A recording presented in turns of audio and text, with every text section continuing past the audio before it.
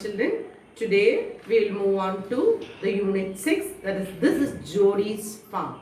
Jody means a boy and Fawn means a little one of a deer. So before you read, often instead of rushing to the doctor to treat a small cut or burn, we find quick and effective cures using the things available at home. That is first aid. We usually give first aid at home.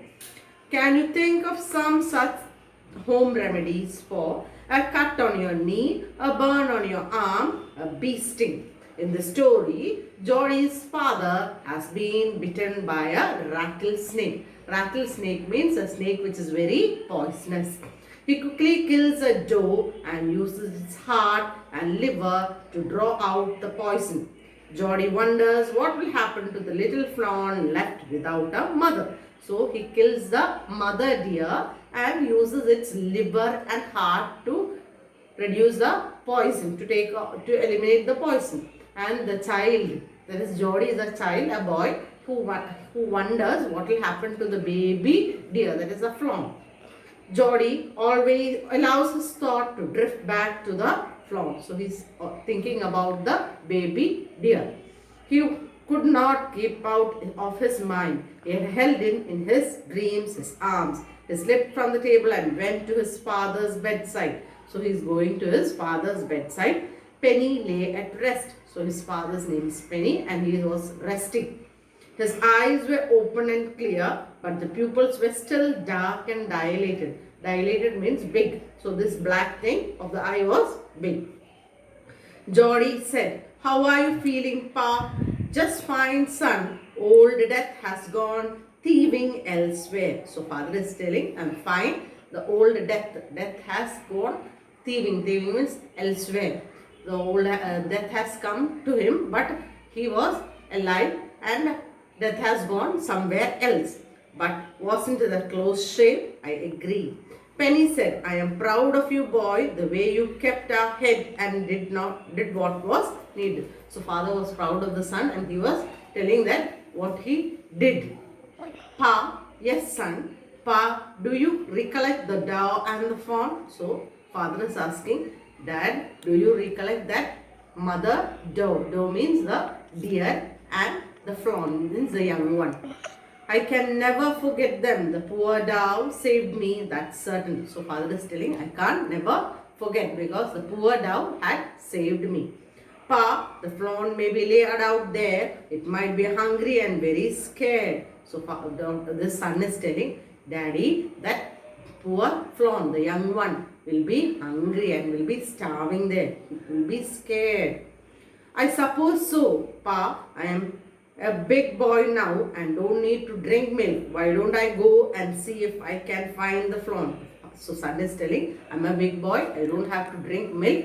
Why can't I go and find out the fawn and bring it here and raise it?"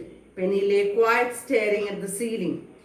"Boy, you have got me hemmed in." So father is telling, "You have caught me in the right point. It won't take much to raise it, Pa. It soon start eating leaves and acorns." So boy is telling, it is very young, but it will soon grow up and it can eat leaves and acorns. "You are smarter than boys of your age. We took its mother and it was to blame.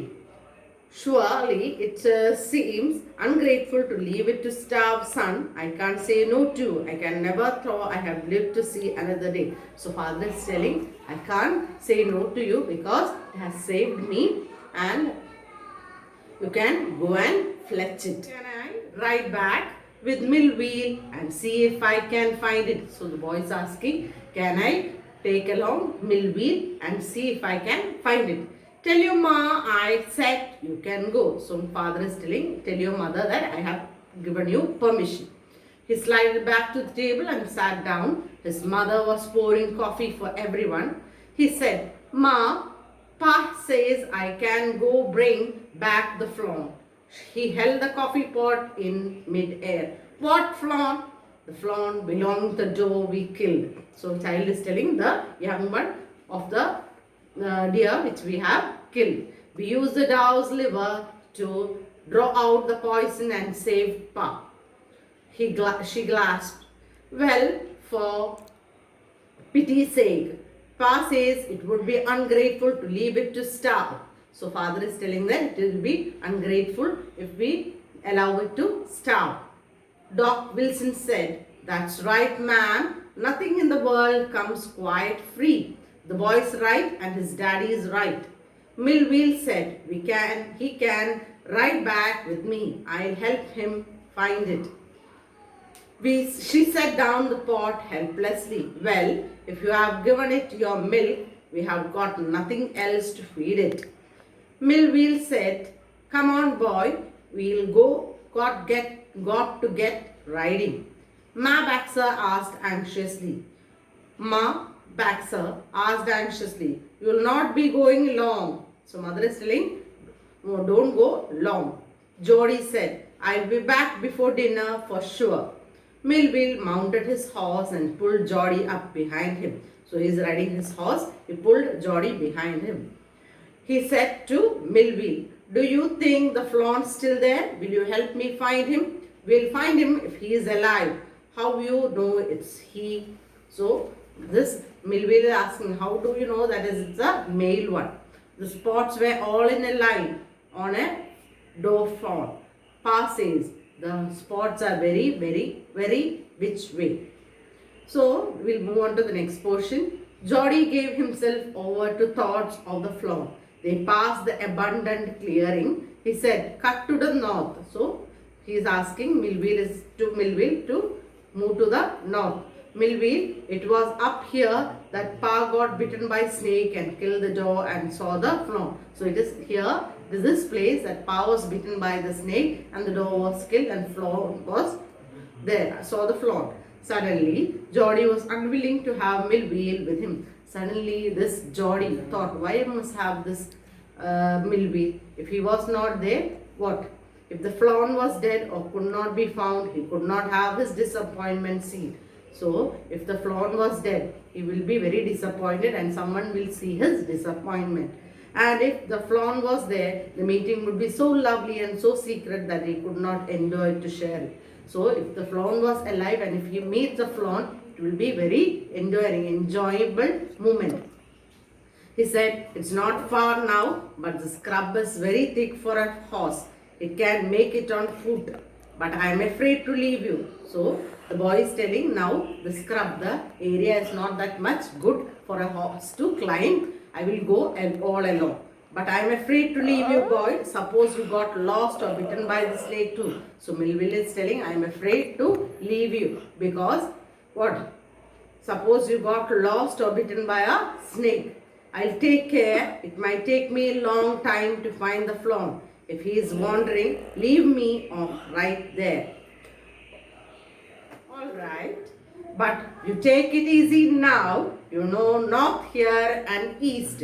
So Millville is asking, so you know where the north and east is.